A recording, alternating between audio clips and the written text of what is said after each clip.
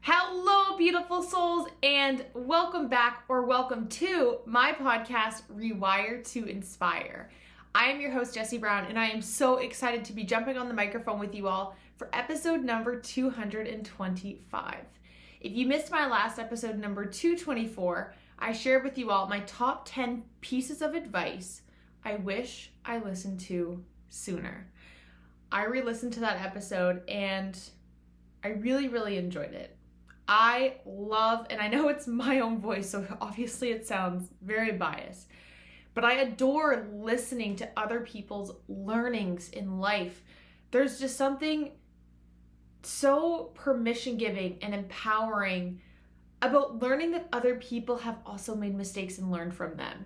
And it creates space for us to start to be gentle on ourselves, that life is all about going through the motions and learning from the experiences that we've had and taking the time to reflect on the lessons that we've learned, because you've learned so many lessons and have so much value to bring to others. But we're so good at keeping those learnings within because we tell ourselves stories that no one would care, no one would understand. We don't actually think that our experiences hold value, and so therefore we place ourselves on a very low pedestal. But I promise you that if you have a heartbeat and a brain that is active right now, you have lessons in you that you've learned that you can teach other people. And so that episode was my way of sharing with you guys some things that I have learned. For today's episode, I want to talk about sometimes just the reality of life. And the reality of life is that things do not always line up perfectly. Things are going to be harder some days, more challenging, more frustrating, more daunting. And it's really beginning to recognize, how do you respond to that? The last month or so, I have been dealing with a whackload of health issues. And I was very hesitant to talk about this on my podcast, but I do think that it's really important to talk about. Not me specifically, but the impact that that's had in my response to that. And you thinking about you. So for the last month, I have had a headache almost every single day. Almost every single day. I'm almost emotional talking about it because it's just really frustrating. I feel like everything that I eat, doesn't matter what it is, it could be a piece of an apple, my stomach just goes into knots. I am exhausted. I just woke up from a 3-hour nap. A 3-hour nap in the middle of the day is just, it's not like me. Past exhausted. My brain feels like somebody turned on a fog machine up there. I can't think straight. I can't think clearly. To be honest, even producing content for the last couple of weeks has felt excruciatingly challenging. There was a part of me today that for the first time in over 2 years contemplated missing putting out an episode, because I was just like, I don't see a version of me today that's gonna have the energy to get on the microphone. I have jumped on this microphone barely without a voice. I've jumped on here with a fever. I've jumped on here after recording an episode in the middle of the woods because I was camping and I still needed to make content.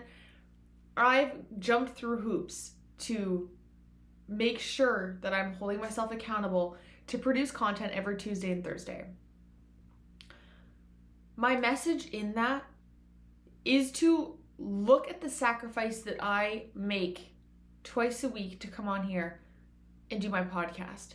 And the reason I'm framing it in that way is because I want you to think about your life and what your response is to adversity. What is your response when things are more challenging?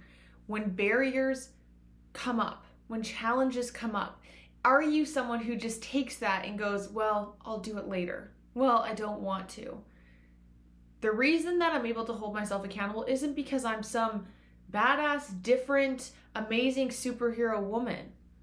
The difference is that I have a relationship with myself about holding myself accountable and keeping promises to other people that is very deep inside my soul.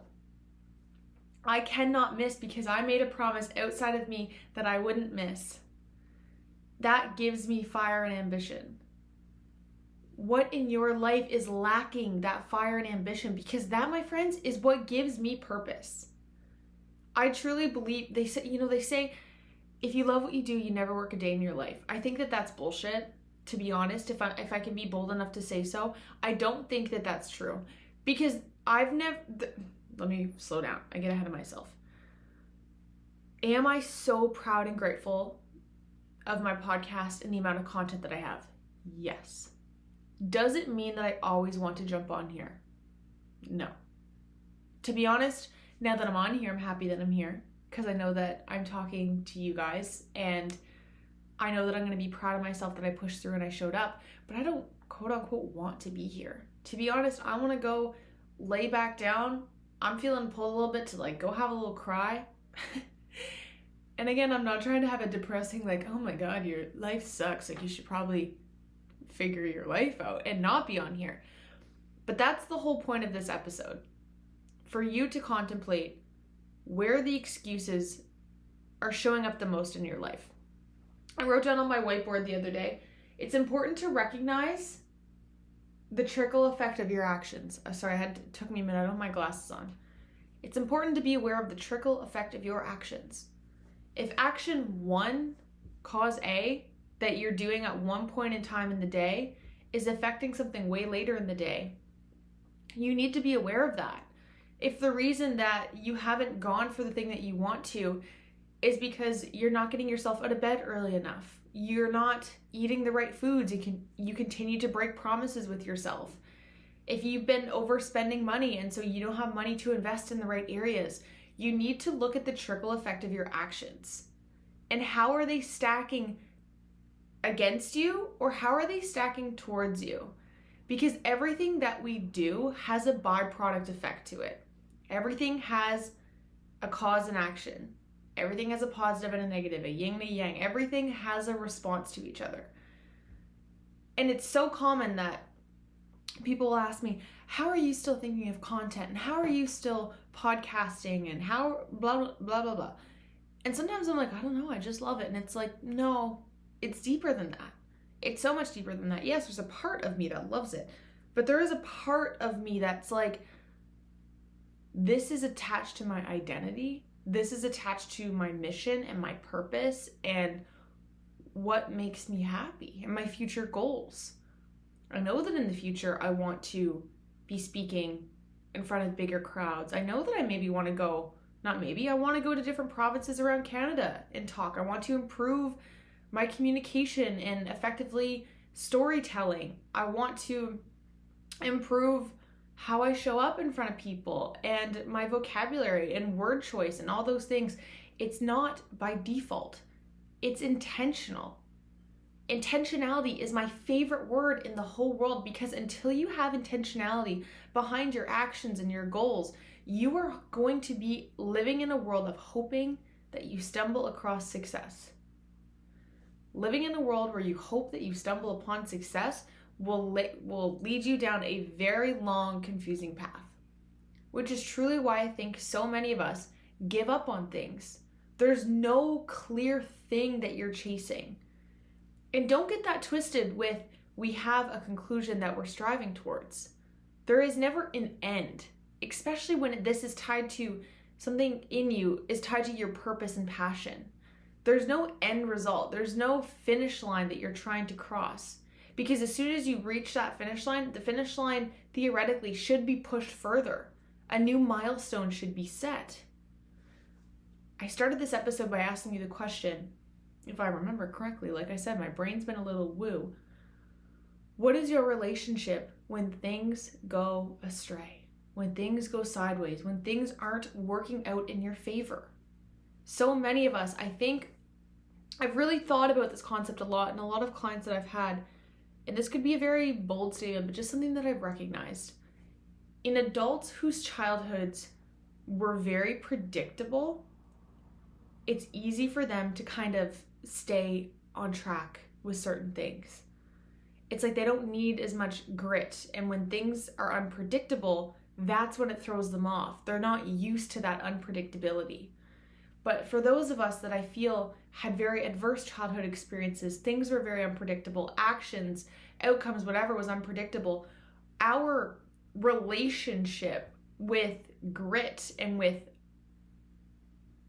I guess, uncertainty is bigger. We're like, this is no big deal, right? We have a better, and it's not even better because obviously those of us that experienced that had to go through some shit to build that resiliency. But I do think that that's true, and our childhood plays a role in how we show up as adults, and that's no secret. And so, yes, it's looking at your adult life, but it's thinking back. What was childhood like? When I failed or when things didn't come easy to me, when there was, I was faced with challenges, how did I respond to that? This is very side note, but something I found very interesting to learn. They say that children between the ages of 0 and 5, which as we know are the most fundamental years for a child's brain to develop, when they start a task from start to finish, they are more likely as adults to be able to start a task from start to finish. But what happens is we intervene, right? Think of a child trying to tie their shoes and we're frustrated because we need to get out the door and they're trying to practice and trying to do it and they keep messing up. And then we intervene and we just do it. We're not teaching them to push through till the end. We're teaching them that when we have a challenge and we're faced with something, someone's going to come in and save us. I had that in some ways, but there was a lot of things that I had to figure out for myself. And I'm saying that because this is a very positive thing in my life, but we need to look at that lens for each of us individually because we've all had our own experiences with that. We all had different parents, we all had different childhoods, upbringings in life. And if you just expect and are living a life to be easy and someone's going to swoop in and save you, I'm going to give you the very bold, honest truth that it's not going to happen. No one's coming to save you. We need to look after ourselves. We need to strive for things for ourselves and push through for ourselves because when we do that, we build grit. I'm doing an episode on Thursday about things that you're doing that are negatively affecting your life. And one of the huge things, I won't full spoiler alert, but one of the things is when we stop using our brain and we stop challenging it to try new things, but push limitations, when we don't allow ourselves to go outside of our comfort zone, our brain starts to shrink. It gets smaller and it literally starts to die. It is like a muscle. It needs to be worked and challenged. And so if right now you're sitting there and you're struggling, you're like, my relationship with resilience and adversity isn't that great. The good news is that it's never too late to expand your brain, to work the muscles, to think differently, to challenge yourself, to get outside the box, to get outside your comfort zone. But the first couple times that you do so are going to be excruciatingly uncomfortable. And here's what I want to say. That is okay. That is normal. And the fact that you're choosing to do something that's uncomfortable makes you incredible. Do things that make you uncomfortable. They will make you a better human. We should not be comfortable all the time. I felt comfortable for a little too long and I'm like, it's time. It's like, what's next? What's next? I've been talking to some potential people to come on here as guests because I'm like, that's outside my comfort zone. This has been too safe for me, which is, yes, a great, beautiful thing. But at the same time, we should want to be challenged. We should want to be pushed. But you first need to assess with yourself and be honest, 0 to 10, where do you fall with your relationship with resistance and with grit and with pushing through when you don't want to? Everything in my body was like, no, we don't have it in us today, Jessie. We need to just rest. And honestly, we're probably not going to produce any quality of anything. So there's no point, quality over quantity. It's okay. And then I was like, no, unacceptable. You need to get up and get something to eat and do what you need to do to show up on here the best that you can. And maybe this isn't the best episode that I do. That's okay. I'm okay with that. That's fine. But I pushed through and my brain told me it didn't want to. And that is like a little alarm in my brain that's like, oh, we still show up even if we don't want to.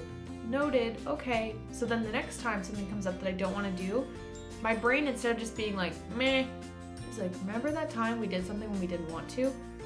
The brain is fascinating, you guys. It has so much more abilities than we give it credit for, but it is designed to take the easy road. It is designed to keep us safe, keep us small, do the easy things, do the predictable things. And knowing that in advance is so empowering because it's like, it's not a you problem. You've just maybe gotten used to for so long taking the easy path that taking another route just sounds impossible. It's not impossible. You just have to do it and try and learn from it and see what happens. So thank you guys for tuning into this very unperfect, but I'm still grateful for episode of Rewire to Inspire. If you enjoyed this episode, it would mean the world to me if you could leave a review. I know all these things are in the outro, but I do just think it's important to stay live on every episode because it genuinely means the world to me. If you could share this with someone that you think would enjoy. If you're looking to connect, I'm on Instagram at JessieBrown13, Jessie IE, and I adore getting messages from you guys and chatting with you and just building a relationship with the folks that listen to this podcast. So thank you so much. All the love, and I'm so excited to chat with you all on Thursday about, I think I'm going to do 3 things you're doing that are negatively impacting your life. So until then, I hope you have a great week, and I will talk to you in May. Bye, you guys.